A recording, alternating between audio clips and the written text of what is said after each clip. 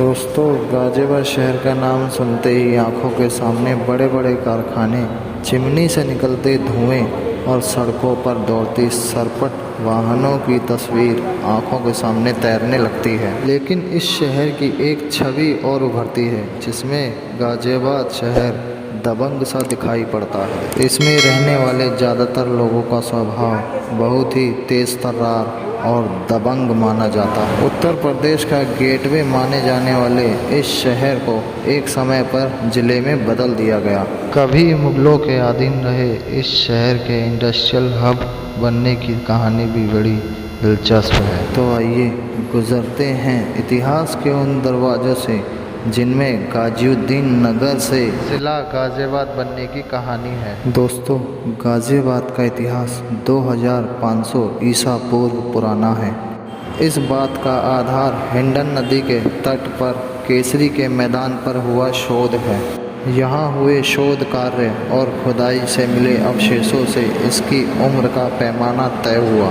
गाजियाबाद जिले की पूर्वी सीमा पर एक कोट नामक गांव स्थित था। इस गांव को प्रसिद्ध सम्राट समुद्रगुप्त का सहयोग प्राप्त था। दरअसल समुद्रगुप्त ने कोट कुलजम और किले पर विजय प्राप्त करने के बाद गांव में अश्वमेध यज्ञ किया था। कोट में 7 से भी ज़्यादा युद्ध लड़े गए थे। 4वीं सदी में लोनी में समुद्रगुप्त और कोट कुलजम के बीच मशहूर युद्ध हुआ था। इस युद्ध में गाजियाबाद शहर की नींव पड़ गई थी। इस युद्ध में जीत के बाद मुगलों के आगमन तक यह हिंदू राजाओं के अधीन रहा। दोस्तों, सन 1740 में वजीर गाजियुद्दीन ने गाजियाबाद की स्थापना की। उसने इस शहर का नाम अपने नाम पर ही गाजियुद्दीन नगर रखा।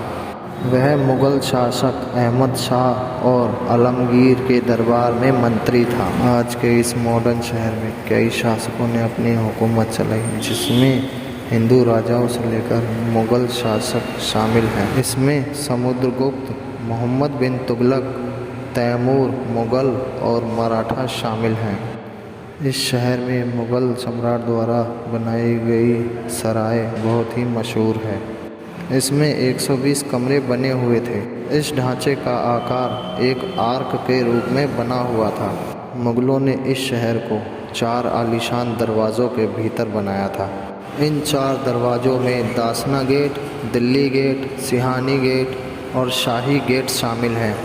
इन दरवाज़ों के अलावा इस शहर में लगभग 14 फीट लंबा एक स्तंभ मौजूद है।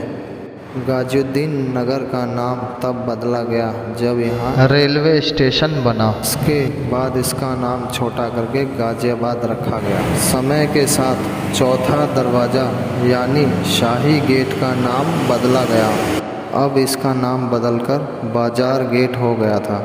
आज़ादी के बाद इस गेट का नामकरण दोबारा हुआ। अब इस गेट का नाम जवाहर गेट रखा गया, जो आज तक प्रचलन में है, जबकि बाकी तीनों दरवाज़ों के नाम आज भी वही हैं जो पहले हुआ करते थे। इस धरती से एक युद्ध और भी जुड़ा है।